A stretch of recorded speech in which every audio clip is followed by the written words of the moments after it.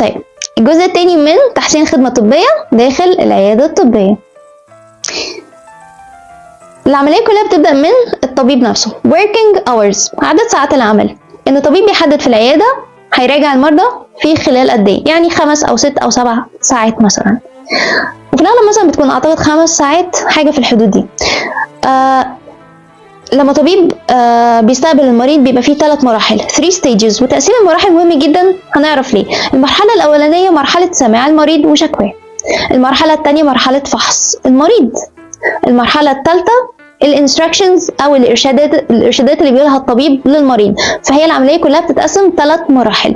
من خلال تقسيم 3 مراحل ان الطبيب يبقى عارف كل مرحله تقريبا مع كل مريض بتاخد قد ايه، يقدر يحسب متوسط جلوسه مع المريض، كل مريض او كل سيشن يعني بتبقى قد ايه تقريبا، يعني مثلا الحد الادنى الحد الاقصى والمتوسط بتاعهم هيبقى كام، وبالتالي يقدر ساعتها ان هو يقدر يحدد هياخد كام مريض في اليوم، لان هو بيقسم طبعا عدد ساعات العمل على المدة الزمنية اللي بيجلسها كمتوسط مع كل مريض. بس ساعتها لما بيحدد انه كام مريض بالظبط هيقدر ياخده في اليوم، بيبقى عارف ان ده خلاص الماكسيمم، ده الماكسيمم نمبر، ان هو مش هياخد اكتر من كده. لان ساعات لما الطبيب مثلا بيدخل العياده ويلاقي اعداد كبيره، هو نفسه بيبقى ستريس كل دول وفي خلال مدى زمني قصير، وكلهم طبعا شكاوي طبيه معينه، فبتبقى حتى فيها ضغط على المريض. فكتير من المرضى يقولوا اصل الطبيب ما سمعنيش كويس، وانا كنت لسه عايز اقول له حاجات تانية، او انا ما فهمتش الانستراكشنز او الارشادات كويس، او مثلا الفحص الطبي كان سريع. فالريفيوز دي دايما كنت بقراها، ده ممكن يكون ناتج من العدد كبير جدا على فتره العمل او working hours نفسها.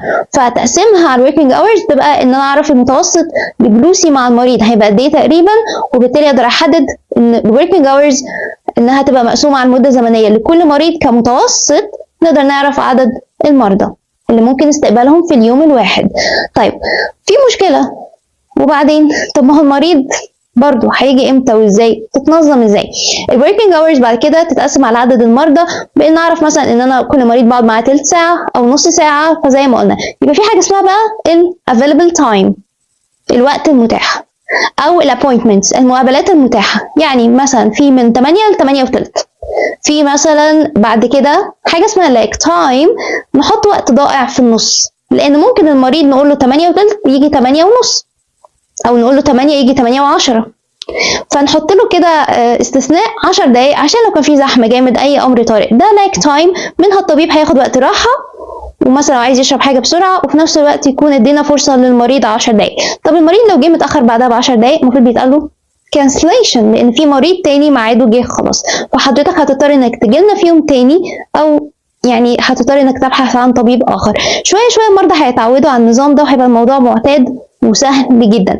فكل مريض هيجي في وقته، المدة الزمنية اتحددت، عدد المرضى اللي ممكن استقبالهم في اليوم اتحدد، اللايك تايم او الوقت الضايع ما بين الاثنين اللي هو فرصة للمريض والطبيب في نفس الوقت اتحدد. هتكون النتيجة انه مفيش لونج ويت، مفيش انتظار مدة زمنية طويلة، مفيش كراوددنس، مفيش ازدحام. في ليميتيشن دايما، او اي رأي مقترح بيكون فيه حاجة شوية ممكن تبقى بتمثل مشكلة او بتحد شوية تنفيذ الاقتراح ده.